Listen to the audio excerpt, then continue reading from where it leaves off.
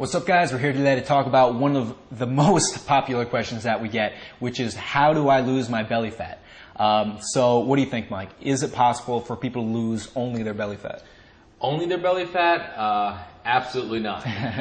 And so this is why, ab crunches and stuff like that isn't effective, because you can't just get rid of the fat around your belly.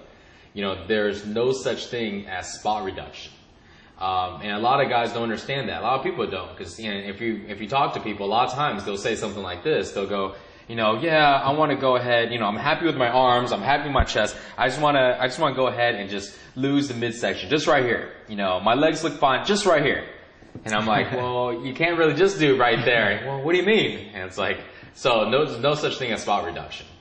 Think about it this way, when you see somebody who lost weight, most of the time you notice that it's not like, they took off their shirt and you're like, wow, your abs look more defined, It's no, you see the weight loss actually in their face first, right? Usually like somewhere around here, the double chin starts to disappear, right? The jawline, stuff like that. And that's actually because they lost fat everywhere. So when they do take off their shirt, will their stomach be flatter? Yeah. But so will their face, so will their arms, chest, legs. They'll go down in pant size. They lose fat everywhere.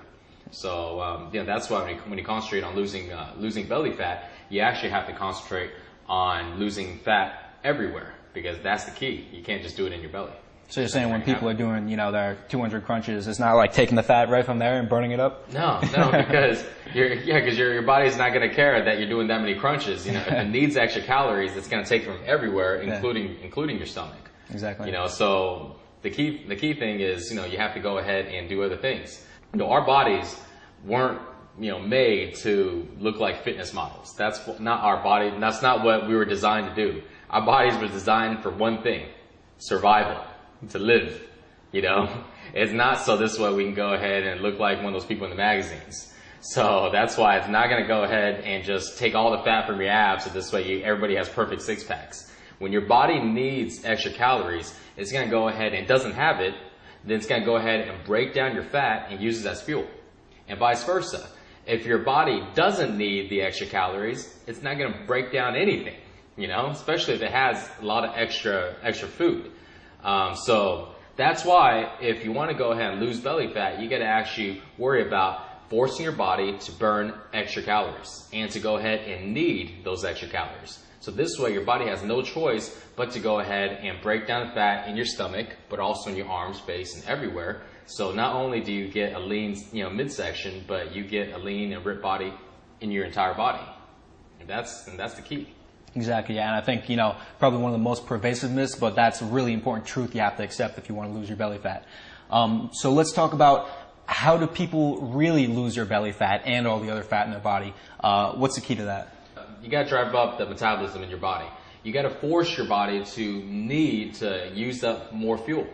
Because if it doesn't, then your body has no reason to break down any fat. You got to remember, because our bodies are built to survive, and that's why our fat is there. Our fat is not there so this way. It's not just there for anything. It's there because when our body is low on fuel and it needs those extra calories, it will break down the fat. But until then, it's never going to break it down, ever. So what do? You have to go ahead and force your body to do that. And how do you do that? Well, you do that by increasing your metabolism.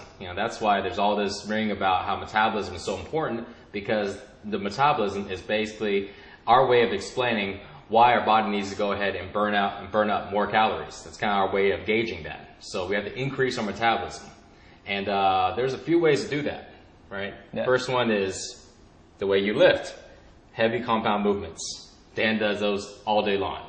He may do one exercise, probably burns a lot more calories than when I see somebody does like 3 exercises. Why? Because he's using heavy weight, he's using compound movements, so this way he's forcing multiple muscle groups to do work at one time. Think about it this way. Think about somebody who's exercising, right, and they use like one muscle group, okay, or let's say they use 2 muscle groups. Versus, let's say if Dan's exercising and he uses 5 muscle groups, okay. And so you may do one exercise that uses 2, and Dan does an exercise that does 5. Well, who's doing more work? Somebody who's using 5 muscle groups at one time, or somebody who's only using 2?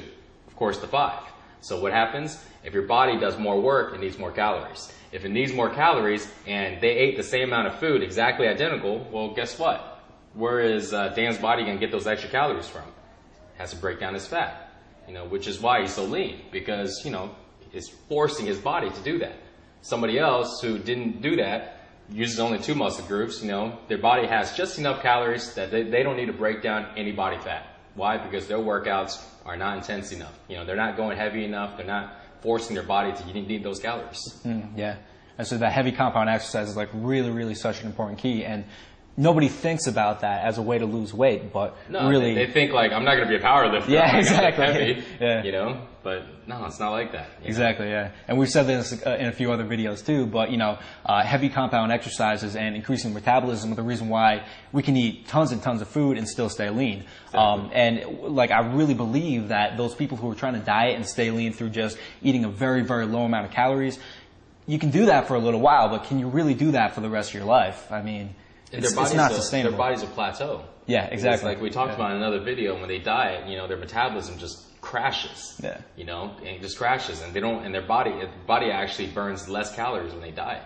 So at the end, remember, our main goal here is to force our bodies to burn more, not less. So it's a catch-22. It doesn't work that way. Exactly, and this has been like one of the most important things you taught me. Once you increase your metabolism, very easy to become lean, and you don't have to stress about your diet so much, which is great.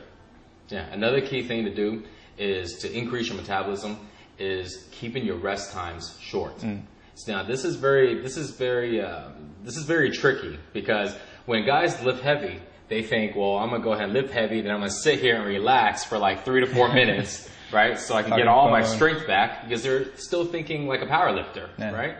The main goal is to go ahead and push all this weight. No, the main goal is to go ahead and force your body to use as much calories as you can. So when you lift heavy, that's why you're forcing your muscles to do more work, burns more calories. But when you go ahead and decrease your rest times and make your rest times so short, what you're doing now is you're making your muscles have to work even harder, because your muscles worked hard, they used up a lot of energy.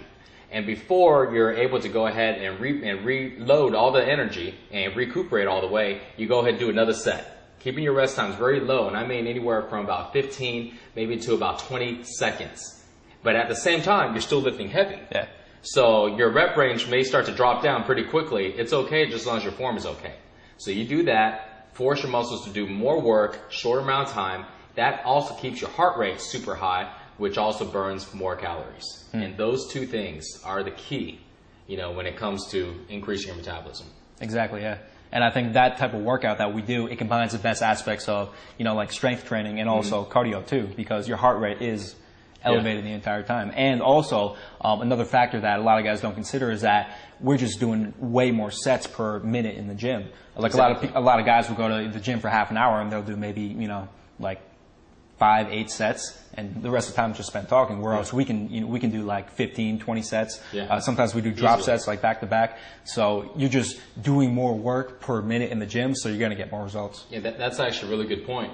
Sometimes when we don't have a lot of time, we've got literally 10 minutes, 12 minutes to go ahead and work something because we got to go. You know what? We still actually can get almost a full workout in like 10, 12 minutes. Yeah. You think about it, the way the rest times are set up, in about 12 minutes, I can actually get in about 9 sets. Yeah. That you can work your chest, you can work your biceps, you can work a whole muscle group. And the time it takes somebody to, go ahead and go to the gym, put on their headphones, take a sip of water, and then walk on a treadmill to warm up. Yeah. We're done already. So think about it. Sometimes if we do work out for like an hour, we did more work than somebody, spending like 2 days or 3 days working out, because we're able to get so much volume in because of how short those rest times are. Exactly, yeah. And I remember this one time I was in a hotel gym and it was going to close in 10 minutes. I'm like, man, what can I do in 10 minutes that's going to be effective? So I'm like, okay, so all I'm going to do, because there was like nothing there except like a pull-up bar, I'm going to do 100 pull-ups with as little rest time between sets as I can. And I do 100 pull-ups, and that was like a really good workout. Yeah. In just 10 minutes with like no equipment. So, obviously that's not going to cut it in the long term, but that's how much more you can accomplish in the time if you minimize the rest. Yeah, and I bet you're pretty sore from that too. Yeah, definitely. Yeah, so guys, if you got 10 minutes, do 100 pull-ups. That's going to work. I promise you that. But get more tips. You can check out the website at sixpackshortcuts.com, and we have a whole bunch more information to go ahead and share with you to help you lose belly fat. Definitely encourage you guys to check that out. We have a lot of information on exercise, nutrition, basically everything you need to know on losing your belly fat, getting really lean, and getting those abs. There you go. See you guys next time.